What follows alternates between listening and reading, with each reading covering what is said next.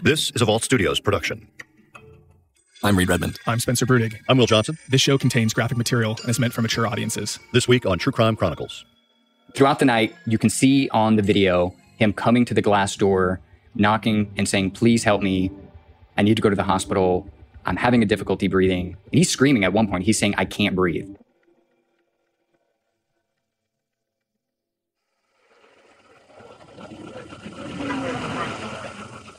It's August 20th, 2020, and community members, elected officials, and community organizers are gathered together in Marietta, Georgia, just outside of Atlanta. Many of them are holding signs reading, "Justice for Kevil Wingo," whose family members are among the crowd. To put a face to this delayed justice, I want to introduce the Wingo family, especially his three young children, Kiara, Erica, and Kevil, his sister Tiffany. This is the face of the justice that's been denied, who are still requesting justice after almost 12 months. In the background of this scene, behind the small group gathered together in a parking lot, is the Cobb County Jail. It's this jail where Kevil Wingo was taken just over a year earlier, in September of 2019 after being arrested on a drug charge. It's this jail where he would start to experience severe abdominal pain, where he would tell anyone who would listen that he couldn't breathe. It's this jail where, after hours and hours of pleading for help, the 36-year-old would take his last breath. All I want is justice for my brother, and I want everybody to be charged in the death of this murder. Like, he didn't have to die like that. Like, they just left him, dumped him off like he was an animal. We want justice for our dad because it wasn't right how they treated him, and how he consistently asked for help and was denied, and they just let him die.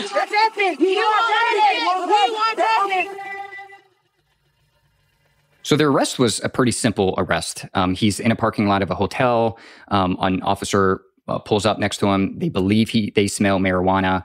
They search his car. They don't find any marijuana, but they find a few dusts of what they believe might be cocaine. Investigative reporter Andy Parati has been covering Kevil Wingo's story for WXIA 11 Alive in Atlanta. Within a day, they start noticing he is not well. His inmates are complaining that he's sweating profusely, that he's complaining of abdominal and stomach pain.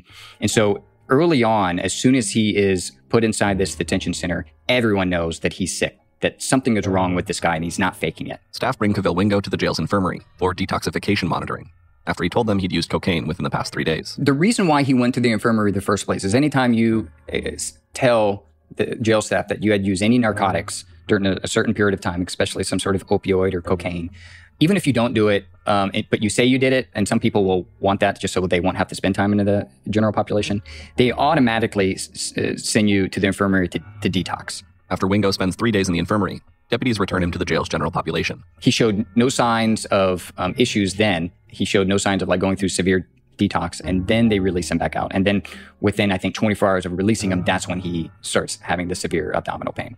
Fellow inmates, deputies, and some medical staff quickly notice that something is going on with this guy, that he appears ill. One of the deputies, Matthew Howard, calls the infirmary and speaks to the nurse in charge, Yvette Burton. Infirmary, Yvette speaking, may I help you? We have a guy named Wingo Kevil. He has been throwing up for a while now, since we came on shift. You've seen it? Yes, ma'am. I've seen him throwing up. Shortly after, they receive another call about Wingo, this time from a nurse in charge of administering pills, Natalie Chance. He's laying on the floor screaming. He's sweating. He says he's got abdominal pain. He can't fake this. Here's this same nurse in a later internal affairs interview. You can tell there was something wrong with him because the sweats and stuff is just something you can't, right. Can't fake, and just kind of how, his eyes. He wasn't a cool, but he was just uncomfortable. Okay. So I called my charge nurse and let her know that he was this patient that I was going to be sitting down and just kind of what he had going on. According to Nurse Chance, Wingo told her that he wasn't just detoxing, that he actually knew what was wrong with him. Was he able to talk to you? He was. He had a whole conversation, and he just kept saying his ulcer, ulcer. So I guess maybe he had GI issues before. Okay, so he kept referring to an ulcer. Did he say this was a prior medical history? I only guess it was because he knew exactly, kind of what it was. So it's not something, he just came, it wasn't something that we would have diagnosed in here yet. He didn't say he went out to the hospital already and discharged. So my take was it was something that he had dealt with before because he just kind of knew exactly my ulcers. So as soon as you went in there to check on him, that's when he said that? That's when he said it. Okay, so immediately. That was his complaint. Okay, that was his original complaint. Was his ulcers. Okay. Multiple of his fellow inmates also say they heard Wingo complain about an ulcer, which is a painful sore that can develop in the intestines or the stomach. Investigators would later interview around a dozen inmates detained with Wingo, and all but one believed he was truly in pain. So they bring him to the infirmary room just before midnight on September 29th, 2019. Video from the jail shows Wingo being transferred in a wheelchair. He's hunched over and wincing in pain. And on the way there, he's telling a deputy, "I don't think I'm going to make it." I'm dying. And the deputy's going, no, no, no. We got you. We got you. When Wingo arrives at the infirmary, his vital signs don't show any red flags, but his condition seems to be getting worse as the night goes on. And for the next 7 hours, Wingo begs to be taken to the hospital through the glass door of his infirmary cell. Throughout the night, you can see on the video him coming to the glass door, knocking and saying, please help me. I need to go to the hospital. I'm having a difficulty breathing. And he's screaming at one point. He's saying, I can't breathe. At one point, one of the deputies opens the door and says, what's wrong? He says, I can't breathe. And she says, well, I know you can breathe because you're yelling at me saying you can't breathe. Here's that deputy, Deputy Sheriff Lynn Marshall, in a later interview with Internal Affairs. He said, I need to go to the hospital. I can't breathe. And I talked to him for a minute, and I was like, but if you're hollering, you are breathing. I said, what seems to be the problem? I said, is it, and he was just like, is it hard to breathe? Is it, he couldn't describe. So I told them, and I told him, he's saying he's not breathing, he can't breathe. And that he needs to go to the hospital. And then they said that's what he wants. He just wants to go to the hospital. In your opinion, you think they thought maybe he was putting on or he wasn't serious or he just wanted to get away from the jail for a minute? He wasn't really in pain? That was my impression. Because, like I said, when it got passed on, that's what everyone was just like, he just wants to go to the hospital. Marshall points out that she knew Wingo had already been discharged from the infirmary once, but figured he was somehow just detoxing again. I think I had even said that he had gotten something up there, or he had something that he took, or took somebody's meds or something. Right. He just was, like I said, he was detoxing again, or so it appeared. Okay. I don't know, I'm not a doctor. It's now early in the morning on September 29th, and Wingo is still pleading for help from his infirmary cell. And in the same video, you see him collapsing multiple times, falling over on inmates. The inmates at this point are complaining that he can't stand up and that he's falling over. And while all of this is going on, it's not like nobody notices. There's a jail secretary, Tiana Davis, sitting right across from Wingo. So when I was at the computer or whatever, he rang the bell, and he said that he couldn't breathe. Okay. And so I informed the charge nurse. I'm the secretary, the unit secretary. Right. I informed the charge nurse that he stated that he was under distress. And the charge nurse? Annalene Visser. Okay. It would be up to that charge nurse, Annalene Visser, to decide whether or not Kevil Wingo should be taken to the hospital. And she just said, he's okay. He's okay. So I'm thinking, okay, well, I'm going to watch him and see what he does or whatever. Right. And I watched him. He sat down. And he lied down for about maybe a minute or so. And then I was like, so I couldn't tell because he had the covers over. Mm-hmm. And then after that minute was up, he jumped up and he started beating on the window, saying that he could not breathe. And I kept saying, Annalene, he needs help, he needs help. And then the tech also said, pop the door, let's just go get his vitals or whatever. He's okay. He's just, his oxygen level was such and such. Do you remember what tech that was? That was Tiffany. Tiffany Womack, the lab tech Davis refers to, would also recall hearing Wingo's pleas for help that morning. I was talking to the secretary. He was asking for help. He was standing at the glass, repeatedly asking for help, and he could not breathe. Yeah. Womack says she and Davis both asked the charge nurse if they could do something to help this man. She said no. Didn't even make eye contact. She just kept looking forward. Sometimes, and she said he's opiate detox or whatever she said he was. Yeah. She said a lot of times that they can act funny. Right. But sometimes she just advise them, sometimes just checking their vitals can kind of help. And so again, he actually fell backwards onto the floor and crawled to the window and was asking again, begging for help, and they could not breathe. I mean, I've been an EMT, but it's been a while. I'm not a nurse, but I really don't think that's a symptom of the opiate detox. So I asked her, I was like, can we please get him out? I said, I'll check his vitals. She gets up from the chair, looks at him. She was like, he was 97%. She was like, he just wants drugs. And I said, well, that was 97% maybe on night shift, but we need to know now. I said, can we bring him out? I'll check him. She said, no. He just wants drugs.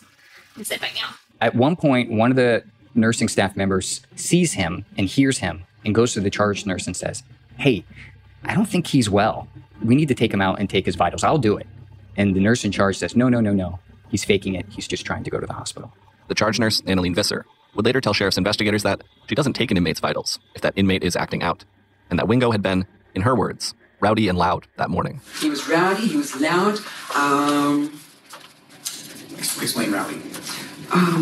Okay, he was loud, he was, I don't know what he was saying. He was just disruptive, loud and shouting, and I couldn't remember exactly what he was saying. Well, according to her, in her interviews with investigators, she said that he was rowdy and that he was loud and that she doesn't take vitals from people that are loud and rowdy.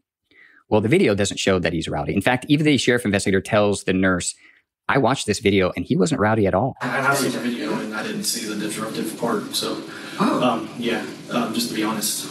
So, in the video, there are people that we can see that are employees that they're concerned about him in the room, and they stated that he fell over in the room? No, he didn't fall. Well, I didn't see that. And he never told me he fell. Neither did the other inmates say that he fell. Visser also says repeatedly that nobody ever told her Wingo was saying he couldn't breathe. Was anybody saying anything to you? Did you hear him over the intercom say he couldn't breathe? Did any other nurses advise you of this? No. Nobody said anything to you while you were sitting at the desk? No. He was rowdy and he was loud. He was rowdy and he was loud. I understand that, but what I'm saying is... He didn't say, I can't breathe. But the nurses that were in the infirmary, assigned out to the infirmary, nurses, techs, whatever they were, did any of those say... What to me? Yes, to you that he needed to be checked because he could not breathe. You don't recall that? No, I don't recall that. No, not at all. No. But other staff members who were there do remember that. They remember telling Visser directly about Wingo's complaints. I informed the charge nurse that he stated that he was under distress. And the charge nurse? Annalene Visser. Okay. I told the nurses, he's saying he can't breathe. And they said he was detoxing, he's fine. He just wants to go to the hospital. So at this point, I already asked him how many times. She's the charge nurse. I know Annalene said he just wants to go to the hospital. And Annalene, just for clarity, that's Nurse Visser? Visser, yes. Charge nurse, right? Correct. Okay, so she's kind of the one who runs things when the doctor's not there. She's the charge nurse. Correct. Okay. And she just said, he's okay. You're telling me that no one made a comment to you about him not being able to breathe? No, I promise you. Nobody. Okay. I'm not lying, I promise you. Instead of getting Wingo to a hospital, Visser decides to put him in a padded isolation cell, a type of cell usually reserved for inmates who harm themselves or are suicidal. But clearly, that's not the reason Wingo is sent there. The charge nurse got so annoyed with this man begging for help that instead of taking him to the hospital, they put him in a padded room so she couldn't hear him complain anymore that he was dying. So Deputy Sheriff Lynn Marshall, the same deputy who earlier told Wingo that if he could holler, he could breathe, makes a call to see if they have an open isolation cell. Just like the charge nurse, she's still not taking any of his complaints seriously. Hi, do you have a pad open? I got an idiot over here playing games. He's trying to get to the hospital, so he's just playing around. When the deputy opens the door to Wingo's infirmary cell to transfer him, he collapses. And it takes 9 minutes for staff to pick him up off the ground. Then on the way to the padded cell, he collapses again. And they have to put him in a wheelchair the rest of the way. When they get to the padded room, they open it up, and they essentially just dump him on the floor. They take off his clothes, and what they normally do is put on one of these smocks so you don't hurt yourself. He was so out of it, they stripped him naked, and then they just put the smock on top of him. It's 7:48 a.m. when jail staff place Wingo inside the padded room, strip him of his clothes, and shut the door, leaving behind 2 cups of water. Jail policy requires staff to physically look inside isolation rooms every 15 minutes. But according to jail video, that doesn't happen with Wingo. The deputy assigned to monitor his cell walks past the window 2 different times without looking inside. When the deputy finally does check on him, nearly an hour after he was placed in the cell, Wingo isn't breathing, and his skin is cold to the touch. A half hour later, he's transferred to a nearby hospital, and a doctor pronounces Kevil Wingo dead at 9:51 a.m. His cause of death? Complications related to an ulcer. Exactly what he told jail staff had been bothering him. It was a perforated ulcer. So if you're not familiar with the ulcer, it's essentially a hole in your stomach or your intestines. And the reason why that is so incredibly serious is that if it leaks bile into your bloodstream, it becomes deadly. So your blood becomes toxic. And so that's what was happening to him. And I've heard that it's incredibly painful when this happens. When there's a tear in your stomach lining and bile is leaking into your bloodstream, it's a slow, painful death. You don't even know that you're toxic at some point because you're just delirious. And so if you watch some of the video, he can't even stand. And this is a tall, big man. This isn't a fragile man. So for him to be collapsing as much as he did and to stand up for as long as he had, you know that he must have been just fighting for his life, you know? For 7 hours, Wingo pleaded for help in the Cobb County Jail infirmary. He said he was in pain, that he had an ulcer, and that he couldn't breathe. But the people whose help he needed the most, they just didn't believe him. Behind the scenes, I've called this series Believe Them. It's people complaining about medical emergencies, and then what you would think would be an expert that would be able to recognize it or at least show empathy, show the exact opposite. And so to me, it's about believing them. When they say they're sick, believe them. And so oftentimes, I imagine when you work in a facility like this, you're probably going to have situations where people are faking it and you become jaded, maybe. But, we showed this same video to a nursing expert who's been the supervisor of prison infirmaries and jail infirmaries for 20 years. And she looked at this video in the medical file and she said, there's no way in hell that any of these nurses would have been employed after I watched these videos. They failed this guy. She said it was one of the most horrific things that she's ever seen. And she's worked in jail infirmaries for 20 years. That's got to be telling to the sort of negligence that these individuals are accused of, at least by the family. Kevil Wingo died in September of 2019, but the 36-year-old's life isn't defined by his death or by his final moments in the Cobb County Jail.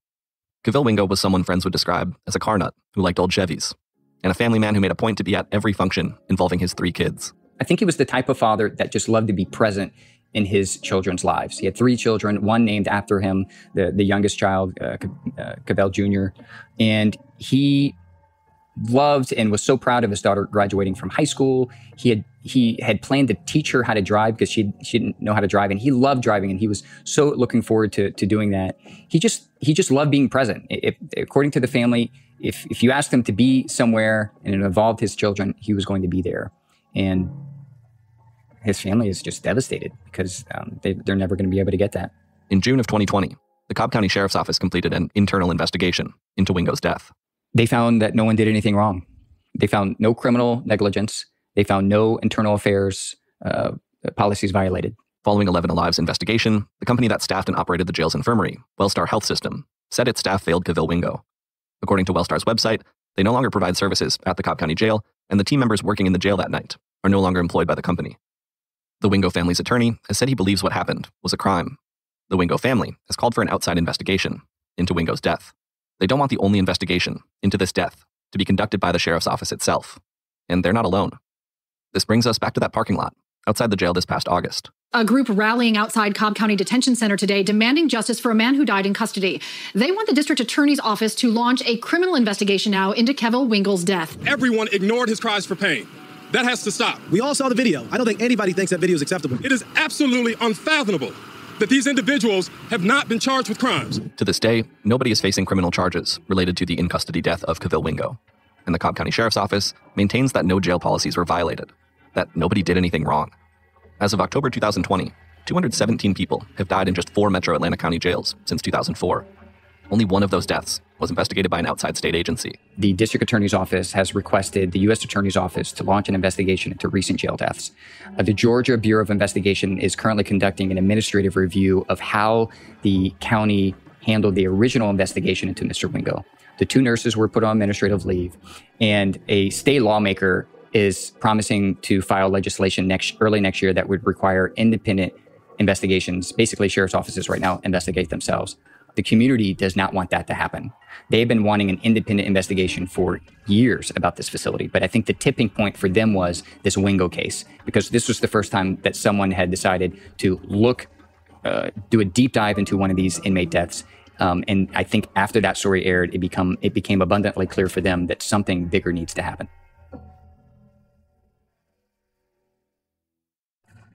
She had a life, and someone took that away. 31 years hunting for her mom's killer. And it's going to end with me getting the person that killed my mom. Pune Gray is closer than ever. So these are dangerous people. Extremely dangerous people. From the team that brought you Urge to Kill, I'm Ashley Korsland. Are you willing to go to war, so to speak? And this is The Yellow Car. I'm always ready for anything. Subscribe now. Hey, True Crime Chronicles listeners. I'm Spencer Brudig. I'm here with Reed Redmond and Will Johnson. You know, Reed, this story is so striking and timely today because it's a small drug charge turns into this young man's death. And it really is another story of kind of medical malfeasance. I mean, similar to last week's episode of the nursing home death, this is the story of medical care being denied to someone that is saying there is a problem. I mean, it is just truly tragic. Yeah, not just saying that there was a problem, but even saying exactly what that problem was. And just the people that Kevil Wingo needed to believe him didn't. And that's what we heard Andy Parati, the reporter who's been covering this, say, is that behind the scenes, he's been calling this story Believe Them. And one thing that I think we should bring up related to that is that there's a wide body of research showing that there's a racial bias in the way that medical professionals actually assess and treat pain. And this is a podcast, so if you're listening to this, you didn't see the footage we played, but Kevil Wingo is Black. And what these studies have shown time after time is that Black patients are less likely to be treated for pain than white patients experiencing the exact same problems. I know that these nurses and deputies, they have a tough job, but the lack of compassion that's really shown across the board.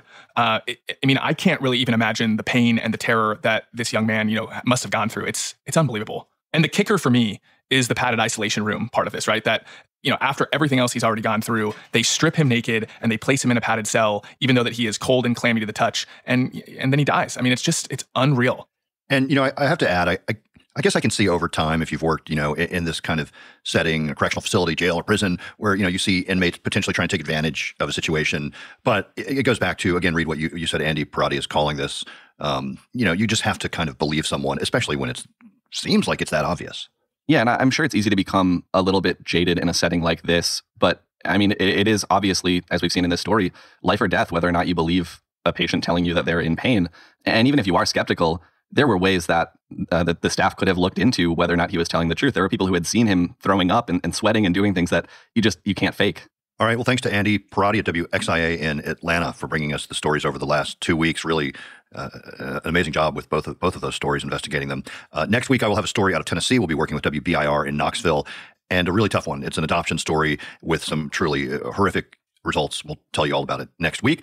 Spencer, where can people go to learn more about us and talk with folks who are listening to the show? Yeah, we have a Facebook group called Inside the Crime Vault where you can discuss this case and other cases like it with like-minded true crime fans. So check us out on Inside the Crime Vault on Facebook. All right, for True Crime Chronicles, I'm Will Johnson along with Reed Redman and Spencer Brudig. We'll be back next week with a new case and a new story.